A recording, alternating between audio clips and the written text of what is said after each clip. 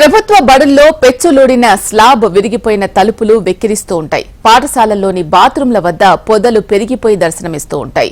ఇవి చాలవు అన్నట్లు ప్రభుత్వ పాఠశాల ఆవరణలోనే చెత్త వేస్తూ ఉంటారు. పారిశుద్ధ్య సిబ్బంది నిర్వహణ లోపంతో భారీగా చెత్త పేరుకుపోయింది.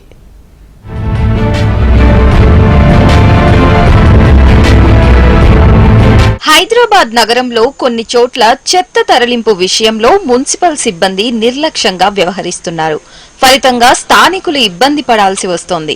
మరీ ముఖ్యంగా ప్రభుత్వ పాఠశాలల వద్ద పరిస్థితి మరింత దారుణంగా తయారైంది. బాలాపూర్ ప్రభుత్వ పాఠశాల వద్ద చాలా రోజులుగా చెత్త పేరుకుపోయింది. అక్కడి మున్సిపల్ సిబ్బంది చెత్తను తరలించడంలో నిర్లక్ష్యం వహిస్తున్నారు. దీంతో పాఠశాలల పరిసరాలు చెత్తతో నిండిపోయి దుర్వాసన వస్తున్నాయి. దుర్గంధం కారణంగా విద్యార్థులు, ఉపాధ్యాయులు ఇబ్బందులు పడాల్సి వస్తోంది.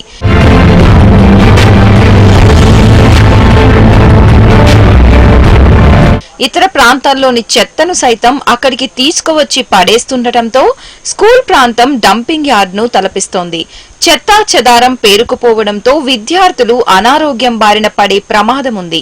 పాఠశాల పరిసరాల్లో చెత్త పేరుకుపోవడంతో వీధి కుక్కలు రెచ్చిపోతున్నాయి. పాఠశాలల వద్ద పరిస్థితి ఇలానే ఉంటే చదివేది ఎలా అని విద్యార్థులు వాపోతున్నారు. ఒకవైపు జిహెచ్ఎంసీ నిర్లక్ష్యనే ఉంది అనుకుంటే మున్సిపల్ నిర్లక్ష్యం కూడా ఉందని మనం చెప్పవచ్చు. అయితే మండల్ పరిషత్ స్కూల్ దగ్గర మాత్రం పరిస్థితి చాలా దారుణంగానే ఉందని చెప్పాలి. స్కూల్ పక్క గేట్ లోనే అంతా కాలనీ వాసులు ఇక్కడ చెత్త బ్యాగ్స్ తెచ్చి స్కూల్ గేట్ పక్కన వేసిన సంఘటన ఇక్కడ చోటు చేసుకుంటుంది. అంటే ఏదైతే ఈ చెత్త ఉందో ఈ చెత్తతోని స్కూల్ పిల్లలకి అనారోగ్యంగా వాళ్ళకి కొన్ని సమస్యలు వచ్చే ఛాన్సెస్ కూడా ఉంటుంటాయి. అయితే స్కూల్ పక్కన గ్రేట్ కి అటాచ్ చేసి మరి చెత్త అంతా ఇక్కడ పేరుకుపోయింది. అయితే కనీసం ఇక్కడ అసలు పట్టించుకొని స్కూల్ యాజమాన్యం కానీ మున్సిపల్ కానీ అసలు పట్టించుకొని దీన్ని క్లీన్ చేసిన సందర్భం కూడా లేదు.